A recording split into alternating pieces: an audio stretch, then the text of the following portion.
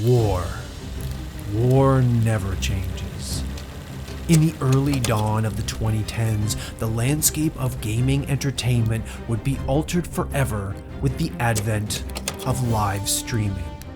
A small streaming platform called Twitch would soon turn from a startup into an economic superpower, launching a few privileged creators into superstardom. You're with me now, bitches. Doctor, I really want to meet you, but I'm streaming. Can I come meet you? Bring it over. Okay, I really want to meet you. Can I have a hug, man? Are you part predator? I am. No, I'm not like you. Oh, well, I'll come to you.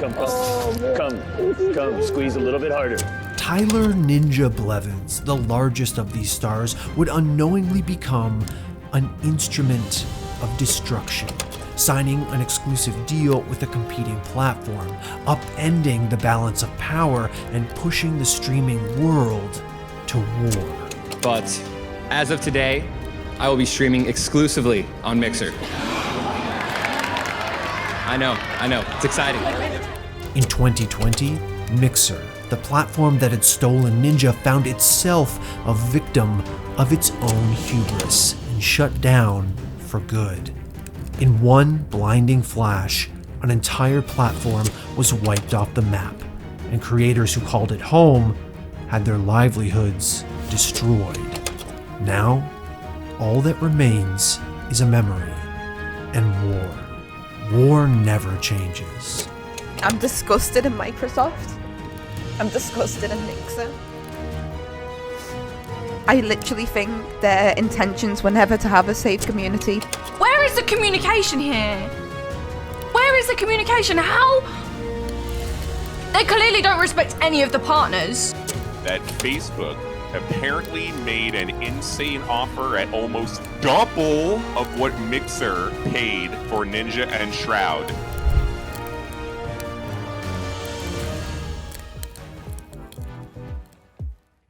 Before there was a streaming war, before there was even a Twitch, there was the progenitor of all streaming services, Justin TV. Justin TV began as a 24/7 live stream, focusing on the life of co-founder Justin Kan, in a style reminiscent of The Truman Show, EdTV, or more recently, the Ludwig Subathon. This experiment led to the official launch of the platform to the general public, allowing anyone to stream basically any content they like, well, as long as it was legal. So the problem with JTV was not only did we have, music copyright issues that we still have today, but there was a huge problem with people streaming copyrighted content. And it was just all over. You would look on the front page of JTV and the entire front page would be maybe 2 streamers. And then the rest of the front page was people streaming, Friends or streaming a movie. And it was real bad. There was a lot of explicit content that showed up occasionally too. But while Justin TV was open to any kind of content, it was their gaming section that became incredibly popular, calling for the creation of a new platform focused on gaming. In June of 2011, Justin TV debuted their new platform, Twitch, finally giving gamers a place to call home. Thanks to the popularity of Justin TV, Twitch was able to start off with a bang, attracting more than 3 million viewers while still in its beta phase. It was in this same year that YouTube began rolling out their own first-party live streaming infrastructure, and in 2013, this service was finally opened up to users with more than 1,000 subs.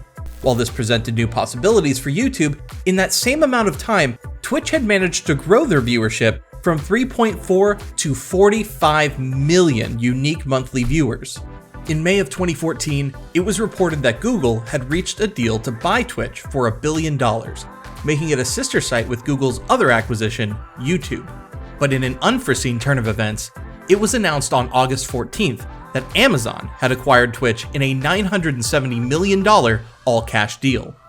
So we decided as a board, we're gonna sell to Amazon. 3rd time's the charm. We're ready to sign this deal. Well, not so fast. Amazon Corp Dev calls us and said, well, they had a little bit of a change of heart, and now the deal's priced at $970 million. Take it or leave it. And you know what? We took it. It wasn't quite the $1 billion that we wanted, but, well, it was close enough. The deal's set to close on Monday, August 25th, 2014. And this is where the streaming war as we know it truly began. Failing in its attempted purchase, Google started dumping resources into producing their own competitive game streaming service. Over the next year, they would begin bolstering YouTube's ability to handle video game live streams, improving infrastructure, and incorporating support for videos at 60 frames per second. And after a year of improvements, they were finally ready. In August of 2015, YouTube Gaming finally launched, and while it may not have offered anything too new or unique when it came to broadcasting, its real advantage was in its video playback. Unlike Twitch's clunky, flash-based VODs, YouTube had an interface refined over their last decade of video content. Twitch immediately took action to address this limitation, announcing the following month its plans to incorporate video support on their platform, allowing creators to upload videos and create playlists to broadcast when they weren't live. Live broadcasting is what Twitch is all about today. But we want to help you turn your channel into a true 24/7 community where your fans can come together and watch content anytime, even though a dedicated streamer has to sleep sometimes. Welcome to the world of playlists. And with this, the first salvos of a streaming skirmish that would become an all-out war were fired. Up to this point, it wasn't uncommon for content creators to split their attention between the two platforms, live streaming on Twitch before taking the footage, editing it, and uploading highlights to YouTube. I'm the two-time, back-to-back. Oh my God! 1993, 1994, Blockbuster Video Gaming Champion. To address this, both platforms attempted to develop the kind of one-stop shop environment that would push creators to pick a side. Twitch went so far as to write it into the Twitch partner and affiliate contracts that any content broadcast on their channel couldn't be reposted elsewhere for a minimum of 24 hours. Over the next year, this became the status quo for the two companies, each trying their best to improve their platform while only taking soft, indirect shots at their competitor. In 2016, that status quo began to shift once again as a scrappy startup service by the name of Beam attempted to fill a gap in the market. Beam wanted to be the solution to one of the biggest problems both platforms faced: latency. So Beam offered right out of the gate 3 to 4 second latency, where Twitch, went from 3 to 4 seconds to 40 to suit Apple's needs at some point. And that was a big reason a lot of people switched. And then within a couple months of the Beam beta being live, they had started introducing FTL, which was their sub-second streaming protocol. So it was 200 milliseconds of delay. If you said something, chat heard it instantly. It was really jarring because you could say something and someone would have already typed in a response in chat by the time your eyes moved back to the game. It was really hard to play games and stream at the same time. But it became a staple of the platform to become so community-driven that it was. Live streams up to this point had only been possible with sizable delays of up to about 30 seconds, limiting the extent to which they can interact. Their hope was to create a platform that emphasized real-time interaction with streamers. You would respond right away and they'd be like, holy smokes, what? You're already responding to me? So that felt like you were a little bit more in touch with your community, and it felt more like a live interaction rather than a moment or a space between it, how it is on Twitch. Whether as a result of its more interactive content or because it was a smaller, more tight-knit community, Beam also gained a reputation for fixing Twitch and YouTube's other shared problem: toxicity. Learning the map in both of these games is definitely a taller in both those games. It's me again. How much are these paying you to Whoa! play this piece of shit? I guess not dropping the ER is still absolutely possible. All right, boys. I think that's where we wrap up the donations for the day. Sick. Thanks for putting that up for me, brother. Anonymous chat on the streaming platforms became a breeding ground for extreme and toxic behavior. Racist emotes, sexual harassment, and death threats were all common. And up to this point, both Twitch and YouTube had done next to nothing about it. Beam was able to avoid this partially thanks to its much stricter TOS when it came to content and rules for interaction. While the platform didn't pop right away, it brought in a small and passionate group of creators who believed in the mission statement of Beam. Beam also managed to catch the eye of Microsoft, who had been itching to cut themselves a piece of the live streaming pie, and in August of 2016, a mere 8 months after the launch of the platform, Microsoft acquired Beam, rebranding it as Mixer and integrating it into the Xbox platform as their primary streaming service. We're committed to growing this platform in every major market worldwide, and we truly believe in its potential to change the game video industry. And unfortunately, that just wasn't something we could do with the Beam name. We chose Mixer as the new name because it represents what we love most about the platform.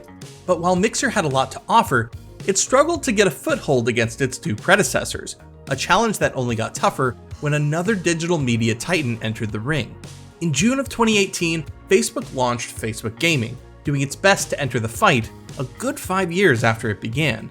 But while they were the last ones to the party, Facebook offered something the other services did not: a high ratio of exposure. Unlike the other platforms, Facebook's layout utilized a scrolling feed of content. This allowed them to seamlessly integrate the streamers they wanted to promote into users' feeds, driving up views even if only for a second.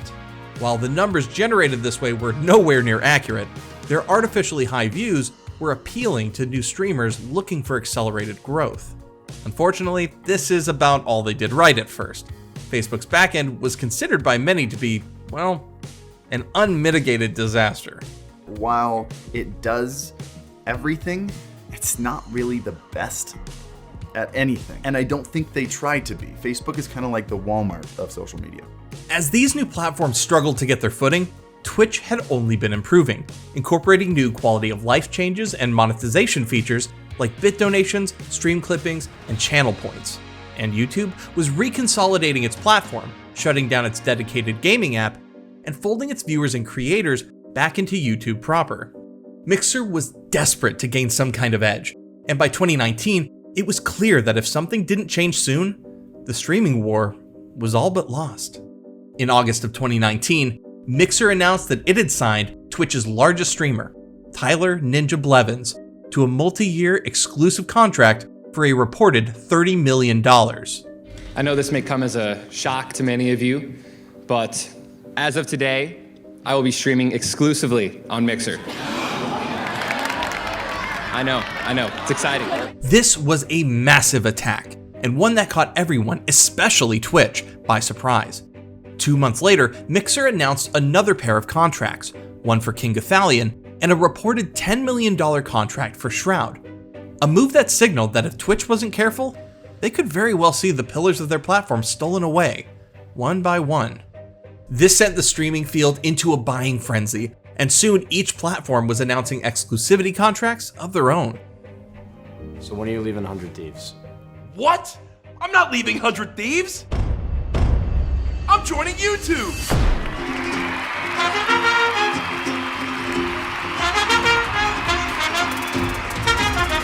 So, I'm moving to Facebook Gaming. Check me out there. Bye. The best part is that I'm not going to make it any harder for you because I've officially re-signed with Twitch. What you doing? I'm making moves. Benji misses you. Oh, hi, Benji.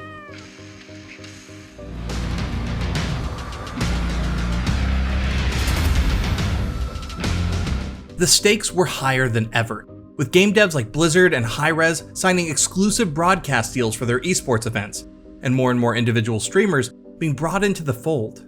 Hundreds of millions of dollars were being thrown around, with each platform trying to secure a foundation of talent upon which they could stand.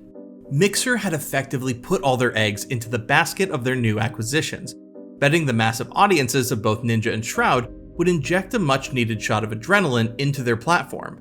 But while Ninja viewers did make the effort to support him on Mixer, many opted to return to Twitch once he was finished streaming. Viewer retention on Mixer was always a problem because a lot of people would come to Mixer and just watch their favorite streamer and go away. There was obviously a very strong core community on the platform, but that didn't change when they bought up streamers like Ninja and Shroud. It just continued to be the same. So Ninja would bring in 20,000 viewers and he would raid a streamer, and those viewers would be gone within half an hour of him ending his stream. So the platform just went back down to the same amount of viewers it had before. They weren't sticking around and becoming a part of the community, which was a problem. Unfortunately, this meant that Ninja's profitability started and ended with his daily streams, and the boost he was expected to give the platform just never manifested. This resulted in a gradual pulling back of resources and a general shift in the corporate atmosphere, all to the detriment of other streamers on the platform. They started just like less communicating less transparency. It just didn't become like you could ask questions and then they'd be answered right away. It'd just be like kind of awkward at times, and you can kind of be like, oh, huh, that's kind of weird. But there was never like a thing, like one thing that was like, okay, they're gonna shut down, until that final message where they were like, hey, we're actually shutting down this month or this week or next week. Hemorrhaging money, Mixer's gambit had failed. Less than a year after pinning their $30 million hopes on Ninja, Mixer announced that it would be closing its doors in July of 2020. Hell yeah, baby! Mixer's gone. Peace out, dude. Unlucky. As a consolation prize, Mixer had set up a deal with Facebook to funnel the display streaming talent onto their platform, offering instant partnership to any Mixer partner that took the deal. While this may have been marginally appealing to some of the bigger streamers in need of a home, to the average creator, Facebook wasn't even an option worth humoring. Many of them had to bite the bullet and return to Twitch, forced to start over after years of hard work building themselves up on Mixer.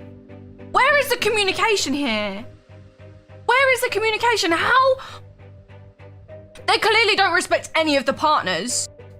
They clearly don't respect any partners because we had no idea about this. Not one clue. I never expected being a streamer, and I was just able to see how I could do this in the future for a living, and streaming like something I always look forward to every day.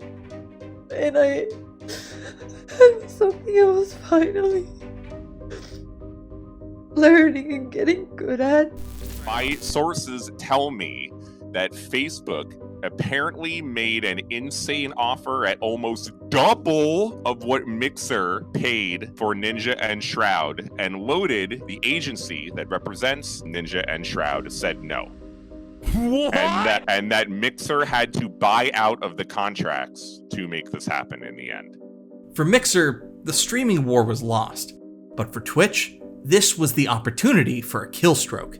And so, as soon as Ninja and Shroud had freed themselves from their now void contract with Mixer, Twitch scooped them up, making sure to lock them into the platform for several years. Yes, when Twitch so grudgingly removed my partnership button and verification badge, I lost a lot of things then. Well, I mean, including my pride. And a couple inches on my confidence. You have a partner badge over on Mixer. Ooh. You guys just go over to mixer.com/. Ooh. With Mixer gone and Facebook being a virtual non-issue, the streaming war had effectively come full circle to where it had started. Twitch versus YouTube. Today, there is still a healthy competition between the platforms, but nothing like the all-out war that was seen between 2019 and 2020. For now, the war has subsided, and although Twitch seems to be the winner, for some the picture is not quite so clear-cut, and another conflict might be just over the horizon. I told everybody that people are sleeping on YouTube. I've said that for the last year. If you've been in here, I've said that. And YouTube is killing it. YouTube doesn't have to pay anything for streamers right now. They're growing the fastest by both percentage and flat rate, even when accounting for Twitch's market share. They're killing it. They're blasting through the world. The future of streaming is anything but decided. As live streaming entertainment continues to grow, so too does the potential for profit. It's only a matter of time before the flames of war spark up again. And war never changes.